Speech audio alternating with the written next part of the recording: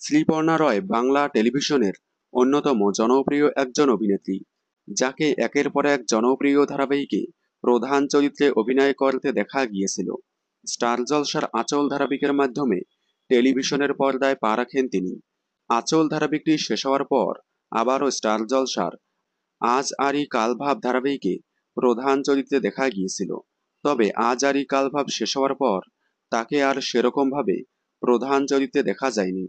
সে জি বাংলার কড়ি খেলা ধারাবাহিকে প্রধান চরিত্রে দেখা গিয়েছিল। এছাড়াও দেখা গিয়েছিল জনপ্রিয় ধারাবাহিক নেতাজি, মুকুট এবং গাটসারাতে। এবার নতুনভাবে নতুন রূপে টেলিভিশনের পর্দায় ফিরছে অভিনেত্রী শ্রীপর্ণা রয়, তবে কোনো ধারাবাহিকে নয়। জি বাংলার মহালয়ার দেবীর এক গুরুত্বপূর্ণ চরিত্রে অভিনয় করতে দেখা যাবে তাকে। সম্প্রতি তারই কিছু ঝলক সামনে আসলো। শ্রীপর্ণা রয়কে আপনাদের কেমন লাগে? তাকে জি বাংলার মহালয়ায় দেখার জন্য আপনারা কতটা এক্সাইটেড? কমেন্টে জানাবেন। বিনোদন জগতের সকল আপডেট সবার আগে পেতে চ্যানেলটি সাবস্ক্রাইব করে পাশে থাকা বেল আইকনে ক্লিক করে রাখুন।